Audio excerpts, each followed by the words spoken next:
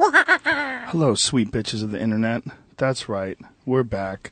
This episode is brought to you by MeUndies. Now, this is a disturbing thing that has been discovered due to an internet survey. Is that most men don't change their underwear but once every 7 years. That shit's fucked up. It's more than that for me. That's fucked up. That's your dick hammock, son. You need to keep that shit clean. You don't have a pair of underwear that you know for sure that you've had for a long-ass time? I try to get rid of them. But I'm going to be honest with you. I never bought nice underwear before. I just would buy, underwear. Right. Like, whatever. Like, a big packet of them. And as long as they kept my dick in place. I get very upset if the dick hole opens up. And I got to keep tucking the hamster back into the cage. That's bullshit. So, until these MeUndies guys sent me underwear, these are the best underwear I've ever worn, without a doubt. And I was thinking about it when I put them on. I was like, why wouldn't I want, comfortable underwear on my balls and my dick? Like, I would, right? So why haven't I not, spent money on, some nice underwear? I've never spent money on nice underwear. I just bought fucking whatever. So then these MeUndies guys, they sent me it.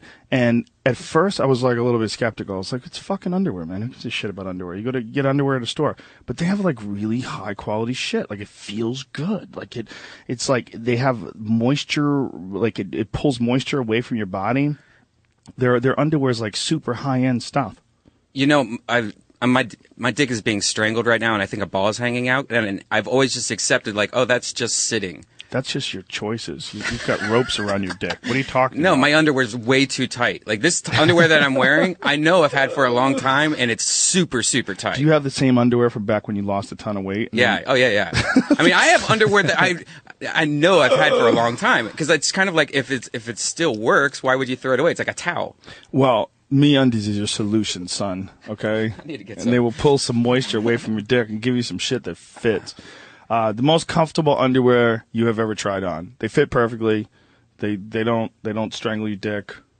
So they literally do pull moisture away from your skin. So that will help you, with people that have, yeastier things going on. Well, you should probably clean yourself, you fucking dirty pig. Yeah. But once you do that, yeah. I mean, guys with diabetes just feels better. Yeasty dicks, do they really? Yeah, a lot of guys. How do you know? How many guys with diabetes you blowing? Dude, when I got that male yeast infection, I studied it for a long time. I'm sure you did. I'm sure it wasn't just a cursory use glance on Google and then back to business. No. Where do they pull the moisture to? They take it to Canada. There's not a lot going on down there. We steal a lot from Canada. It's just that's what we give back. Ball sweat. Is there gutters to this, or does your pants just become wet? It becomes piping a parachute down the side of your leg for ball sweat. Just captures it all. Anyway, MeUndies.com. Go there. They're awesome underwear. I'm wearing them right now. They're very, very, very comfortable. And, change your fucking underwear more than once every 7 years, you pigs. Go to MeUndies.com/Rogan before September 1st and get 20% off your first order. 20% off of your first order when you go to MeUndies.com/Rogan before September 1st, which is a couple weeks from now. All right, fucks. Enjoy. MeUndies.com. We're also brought to you by Ting. Ting is the official cell phone provider for this podcast. The phone is that we use for this podcast is run on Ting. Ting is they use the Sprint backbone and they use it with their own rules. Their own rules that they decide. They decided, okay, let's have no contracts. Let's have no early terminations fees. Let's not even charge people a set amount per month. Let's do it. They did it two different ways. At one point in time, they would credit you. They would knock you down to the lower level. Say if you didn't use all your minutes, they would knock you down to a lower level and credit you the difference on your next bill. And then they decided that's too fucking complicated. You know what it should be? It should be people just pay for what they use. So that's their newest thing, which I think is perfect. And I think that's where all cell phone providers will eventually find themselves. It doesn't make any sense if you pay for 120 minutes but you only use 100. Where's those 20 minutes? They're gone. They're evaporated. But with Ting, 98% of people who use Ting would save money. And again, they use the Sprint backbone. They rent time on Sprint, so it's a major network, and they do it in a very ethical way, in a way that just makes you feel good about working with the company. I think that's how it should be. Contracts and termination fees and all this legal bullshit. With Ting, you buy a phone, you have you have it, it's yours. And then if you want to cancel them, you tell them, go fuck yourself, and you just cancel. And that's it. And you're in. You're out. You do whatever you want to do. That's how it should be. This idea about, being able to control people with contracts. It's fucking gross. I don't like it. I don't like it, Brian. I don't like it. It's so cheap though, and they have family plans now where you can like add somebody for really cheap. So if you have a girlfriend, you could throw her on your plan. Check it out. You can just go to plans, go to Ting, look at the different plans. Yeah, Rogan.ting.com. If you go there, you can see all the different cell phones they sell as well. Like Brian was showing them on the screen earlier. They have like some serious high-end Android phones. The one I got is the Samsung Galaxy S5. I just got it. Love it. You know what else I love about it? It's water resistant. Like the bottom of it, it plugs in, and you can throw it in the toilet. If you wanted to, it'll be okay. You use it as toilet paper and throw it in I don't think the you're toilet. allowed to do that. So you can't wipe your ass on it because then you get like. But if you just dropped it, have you ever dropped your phone in the toilet? I've dropped my phone in the toilet. Never. Yeah, I got. Yes. Yeah, we all have. While on poop, and I had to grab it on poop. Yeah, I've dropped it while brushing my teeth in the sink. I've got water all over it. I fuck phones up before dropping them. But with these Galaxy S5s, you don't have to worry about that. Actually, the bottom closes up. It's got a little tab that closes in on the bottom, and the top, apparently, you can go underwater with these fucking things. A lot of people think I was stupid when I said that story about having to suck the water out of my phone. Like, because a lot of people throw it in rice, and I'm always like, get the water out of there first. Smart. And it's smart. But a lot of people said that was the dumbest thing they ever heard. And so I went online to all this Howard Forums, and I researched it. No, that's totally makes sense. Get the water out of there. Maybe use a vacuum cleaner if you have one. Probably wouldn't be as good as your mouth, because your mouth would, like, seal it. Yeah. You know, and you could get a good amount of... Yeah. You can get a good amount of suction with that. Yeah, and just fucking be a man about it and, you know, brush your teeth afterwards, you know. Just suck your phone.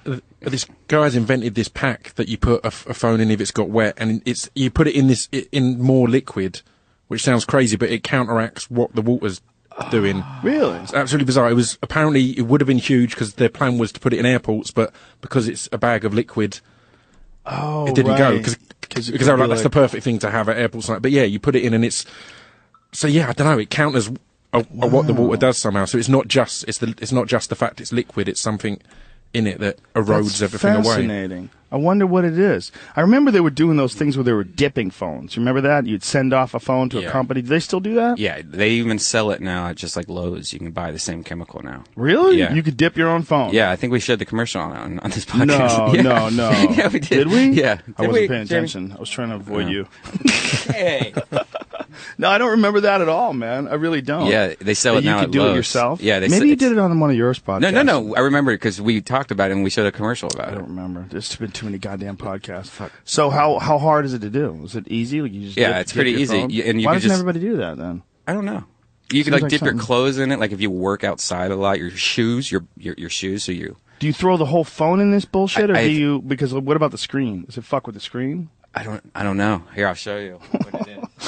No, let's just get through this commercial. Yeah. People are mad. Yeah. I get so many Somebody tweets about how long these commercials are. Tough shit. You know how to use the fast forward, bitch. Use it.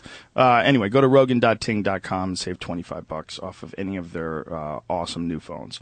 rogan.ting.com. Enjoy it. And that's it. This episode of the podcast. The commercials are now officially over. Scroobius Pip is here. Let's just get cracking with this thing, shall we? Joe Rogan Podcast, check it out. The Joe Rogan Experience. Train by day, Joe Rogan Podcast by night, all day. What's happening, fella? I'm good, man. How you doing? It's been cool to talk to you from the moment you got here 25 plus minutes ago. Been hanging out. We did a lot of talking with Jack Black, who's a very cool dude. Been telling us some crazy stories of Russia, but yeah. Yeah, he was telling us Robin Black was telling us some awesome stories of these Russian dudes that he partied with, these sumo wrestlers. It was insane. What he was saying was like, it was so ridiculous. The stories of excess and drinking and waking up covered in urine, and we videotaped it, so Jamie will put that shit up later. But it was really funny. He was a cool dude, man. I really like Robin. Yeah, good guy. Yeah, interesting guy. From another country, he is. As are you, sir. Yes, indeed, I am. Yeah, all the way from England. I saw your shit on my message board. It was the first time I saw your shit. Yeah. Some people had put up one of the videos was of you. You're cutting your hair. Yeah. Introduction. Introduction. That's a great fucking rap, dude. That's really fun. I spent £100 on that video. Did you? That was my complete budget. Can we play that? Yeah. Let's go play ahead. that. Go Let's ahead. play that and talk about it. Brian, pull it up. It's intradiction. You gotta tell him how to spell it. I Can't spell. It's my fault as well for picking a name that's ridiculously hard to spell and pronounce. And yeah, it's Scroobius Pip's a tough one for Twitter. it's not easy. No, it's not easy because to fit in. Some people, do they try OU? Yeah, they try OUS, yeah. Screws. I Yeah. mean, they get it in the end. Eventually. Here we go. I saw a dead fish on the pavement and thought, what did you expect? There's no water around here, stupid. Should have stayed where it was wet. You gotta see this. Hello, my name is Pip, and I would like to speak some lyrics into this microphone that's amplified so you can hear it. This piece of diction is the intro to distraction pieces. That's all the shit that flies around my head and keeps me sleepless. Such little food for thought, my fucking brain feels anorexic. So many typos when I write, oh, I'll claim I'm dyslexic. I've got your poem here, I've put it in this envelope. I'm setting fire to it, hope you all can read the smoke. Most people where I live don't know me, and I fucking like it. Some people where I live don't like me, and I fucking know it. Some heads won't know my name or give me a look, since I flow kinda strange, let's find a bit for the footprints. I flow kinda strange, like find a bit for the footprints.